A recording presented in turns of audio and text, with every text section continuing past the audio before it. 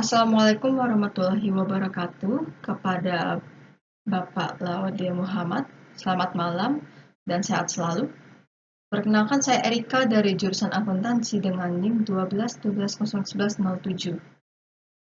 Hari ini saya akan mempresentasikan tema pertama kita dengan judul konsep manajemen keuangan. Nah, apa sih pengertian manajemen keuangan?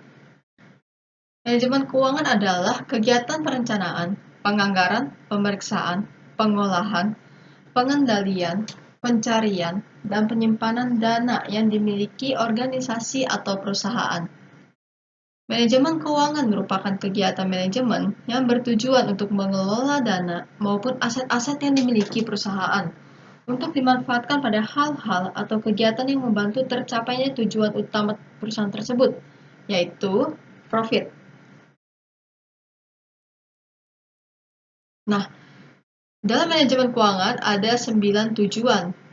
Yang pertama, memaksimalkan keuntungan, memastikan kelangsungan hidup perusahaan, mengurangi risiko operasional, mengurangi biaya modal, menjaga arus kas, mempersiapkan struktur modal, memaksimalkan pemanfaatan keuangan perusahaan, meningkatkan efisiensi, dan yang terakhir, mengoptimalkan kekayaan perusahaan.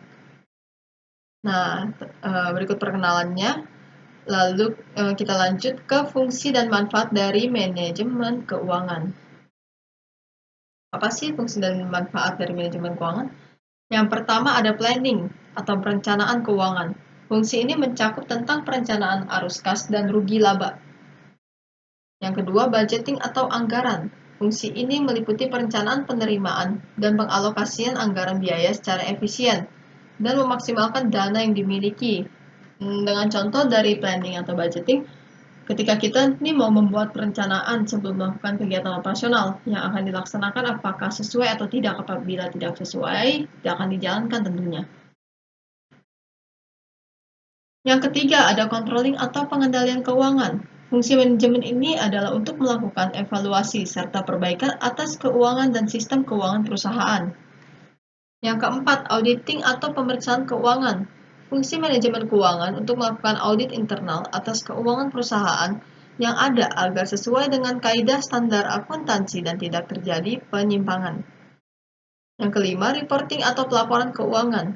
Fungsi manajemen untuk menyediakan laporan informasi tentang kondisi keuangan perusahaan dan analisa rasio laporan keuangan. Dari fungsi ketiga dan kelima ini kenapa sih dibutuhkan? Karena perusahaan ini tentu ingin memiliki investor tetap dan dianggap kredibel atau terpercaya. Nah, berikut ruang lingkup manajemen keuangan. Yang pertama, keputusan pendanaan. Hal ini mencakup kebijakan manajemen dan pencarian dana perusahaan seperti kebijakan menerbitkan obligasi, kebijakan hutang jangka pendek dan jangka panjang. Yang kedua, keputusan investasi. Kebijakan penanaman modal pada aktiva tetap atau fixed asset seperti gedung, tanah, serta peralatan, maupun aktiva finansial berupa surat berharga seperti saham dan obligasi, atau aktivitas menginvestasikan dana ke berbagai aktiva. Yang ketiga, keputusan pengolahan aset kebijakan. Pengolahan aset yang dimiliki secara efisien untuk mencapai tujuan perusahaan, seperti mendapatkan profit dan juga investor tetap. Kita lanjut ke prinsip manajemen keuangan. Prinsip manajemen keuangan yang pertama, konsistensi adalah suatu prinsip di mana sebuah sistem dan kebijakan keuangan perusahaan sesuai dengan apa yang direncanakan dan tidak berubah di setiap periodenya. Tapi harus ditekankan bahwa sebuah sistem keuangan bukan berarti tidak bisa dilakukan penyesuaian saat ada perubahan signifikan dalam perusahaan. Pendekatan keuangan yang tidak konsisten menjadi tanda bahwa terdapat manipulasi pada pengelolaan keuangan perusahaan. Yang kedua ada accountability atau akuntabilitas, yang merupakan suatu kewajiban hukum dan moral yang mana melekat pada setiap individu, kelompok ataupun perusahaan dalam memberikan penjelasan bagaimana dana ataupun kewenangan yang sudah diberikan pihak ketiga dipergunakan.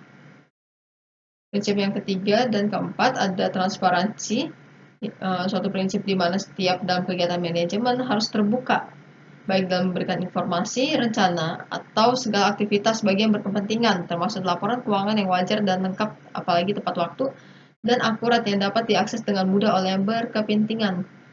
Yang keempat, viability atau kelangsungan hidup. Ada prinsip di mana menekankan pada kesehatan keuangan perusahaan terjaga. Semua pengeluaran operasional ataupun di dalam tingkat yang strategi harus disesuaikan dengan dana yang ada. Kelangsungan hidup entitas adalah ukuran tingkat keamanan serta dalam keberlanjutan keuangan perusahaan. Dalam manajemen keuangan harus menyusun rencana keuangan yang dimana menunjukkan bagaimana perusahaan dapat menjalankan rencana strategisnya guna untuk memenuhi kebutuhan keuangan. Prinsip kelima dan keenam, integriti atau integritas, prinsip yang dimana setiap individu wajib memiliki tingkat integritas yang mumpuni dalam menjalankan kegiatan operasional. Yang keenam, stewardship atau pengolahan adalah prinsip yang dimana dapat mengelola dengan baik dana yang telah didapatkan dan dalam memberikan jaminan akan dana yang diperoleh tersebut untuk direalisasikan tujuan yang telah ditetapkan. Di dalam prakteknya dilakukan dengan hati-hati dan dengan membuat sebuah perencanaan strategis mengidentifikasi risiko keuangan yang ada, serta menyusun dan membuat sistem pengendalian keuangan yang sesuai. Prinsip yang ketujuh, accounting standard atau standar akuntansi. Sistem akuntansi keuangan yang harus sesuai dengan prinsip dan standar aturan akuntansi yang telah berlaku dengan bertujuan laporan keuangan yang dihasilkan bisa dengan mudah dipahami dan dimengerti dari semua pihak yang berkepentingan. Berikut analisa yang digunakan, ada liquidity ratio. Nilai rasio untuk menilai kemampuan perusahaan dalam memenuhi seluruh kewajiban finansial dalam jangka pendek. Contohnya, current ratio dan working capital to total asset. Ada leverage ratio. Ratio untuk menilai seberapa besar dana yang diberikan oleh pemegang saham atau owner dibandingkan dengan dana yang diperoleh dari pinjaman dari pihak kreditur. Contohnya total debt to assets atau DAR dan total debt to equity atau DER.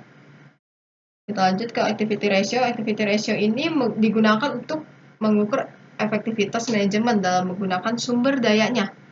Semua rasio aktivitas melibatkan perbandingan antara tingkat penjualan dan investasi pada berbagai jenis aset yang dimiliki.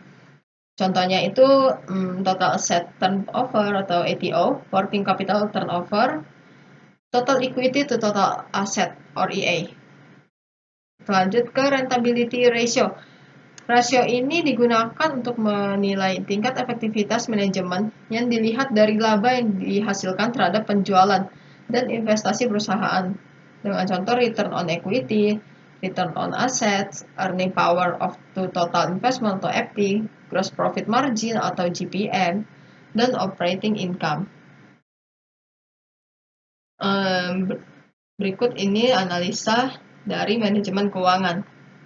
Yang dimana tentunya ada rumus di setiap analisanya, hanya saja tidak dapat saya catat di sini karena terlalu panjang juga.